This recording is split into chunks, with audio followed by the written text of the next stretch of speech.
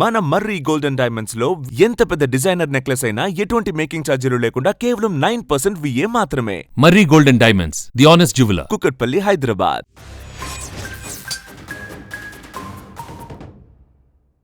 నేరాల పట్ల అప్రమత్తత కోసం చేసే ప్రచారాన్ని కూడా నేరగాళ్లు తమకు అనుకూలంగా మలుచుకుంటున్నారు. అవగాహనతో వచ్చే భయాన్ని ఆయుధంగా మలుచుకుంటున్నారు. ముఖ్యంగా వృద్ధులు, విశ్రాంత ఉద్యోగులను టార్గెట్ చేసుకొని కోట్లు కొల్లగొడుతున్నారు. అధికారుల పేరు చెప్పి అందిన కాడికి దోచుకుంటున్నారు. అసలు వారు ఏం చెప్పి ప్రజలను భయపెడుతున్నారు? అమాయకపు ప్రజలను ఎలా దోచుకుంటున్నారు?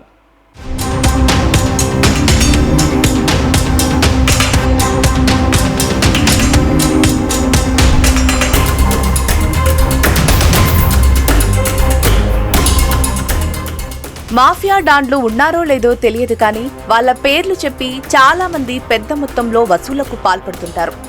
ఎలా అంటే వాళ్ళ పేరు చెబితే ప్రజలకు కలిగే భయాన్ని వాళ్ళు వాడుకుంటారు. అలాగే CBI, ED, Mumbai crime branch, cyber security cell వంటి పేర్లు చెబితేనే ప్రజలు హడలిపోతారు. ఇలాంటి కేసుల్లో ఇరుక్కుంటే జీవితాంతం ఇబ్బంది పడాల్సి వస్తుందని భయపడిపోతుంటారు.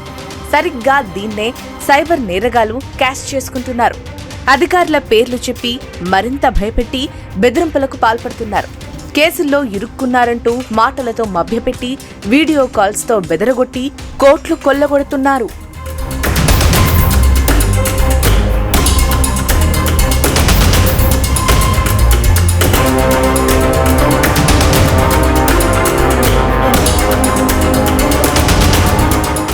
హైదరాబాద్లోని మాదాపూర్ కాకతీయ హిల్స్ కు చెందిన ఓ విశ్రాంత ఉద్యోగికి ఏప్రిల్ 3న ఓ ఫోన్ కాల్ వచ్చింది.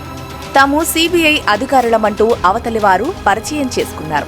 మీరు ఉగ్రవాదులకు నిధులు సమకూర్చినట్లు మాకు సమాచారం ఉందని, మీపై కేసు నమోదైందని చెప్పడంతో హడలిపోయారు.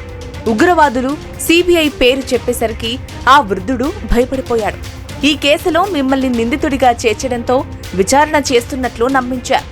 ఈ కేసుతో తనకెలాంటి సంబంధం లేదని బాధితుడు చెప్పినా పట్టించుకోలేదు.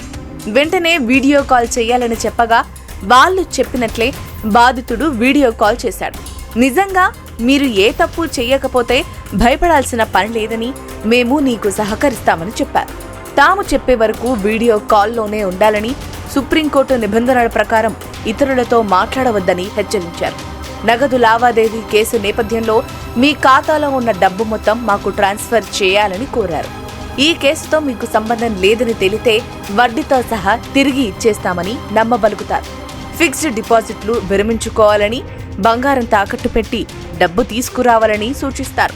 ఆ విధంగా బంగారం, ఫిక్స్డ్ డిపాజిట్లు తాకట్టు పెట్టించి సుమారు 1,90,00,000 బదిలీ చేయించుకుంటారు. దాదాపు 3 వారాల పాటు ఆ విశ్రాంత ఉద్యోగిని హింసించారు. నిద్ర కూడా పోనివ్వకుండా భయపడుతూ డబ్బులు బదిలీ చేయించుకున్నారు.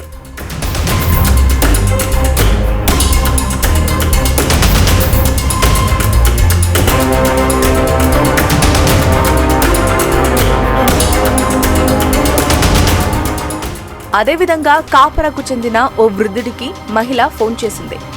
టామ్ ట్రాయ్ నుంచి మాట్లాడుతున్నామని చెప్పింది. మీ ఫోన్ నెంబర్ నుంచి చట్ట విరుద్ధ వీడియోలు, సందేశాలు వెళ్లినందుకు ముంబై క్రైమ్ బ్రాంచ్లో కేసు నమోదైందని బెదిరించింది. అలాగే మనీ లాండరింగ్ కేసులోనూ మీ ప్రమేయం ఉన్నట్లు తేలిందని చెప్పగానే వృద్ధుడు మరింత భయపడ్డాడు. సాయం చేస్తామంటూ వీడియో కాల్లోకి తీసుకుని మాట్లాడి నమ్మించారు. ఇది జాతీయ భద్రతకు సంబంధించిన విషయమని ఎవరికీ చెప్పొద్దని చెప్పి రాత్రి పగలు తేడా లేకుండా వీడియో కాల్స్ చేస్తూనే మొత్తం 1,16,00,000 రూపాయలు కాజేశారు. ఇటీవల తన బ్యాంకు ఖాతా బ్లాక్ అవ్వడంతో మోసపోయినట్లు బాధితుడు గుర్తించి లబోదిబోమన్నాడు.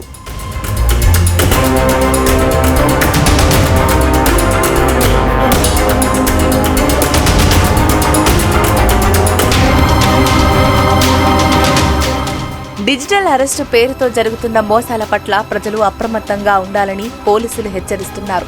సిబిఐ, ట్రాయ్, పోలీసుల పేరుతో వచ్చే కాల్స్ ను నమ్మొద్దని సూచిస్తున్నారు.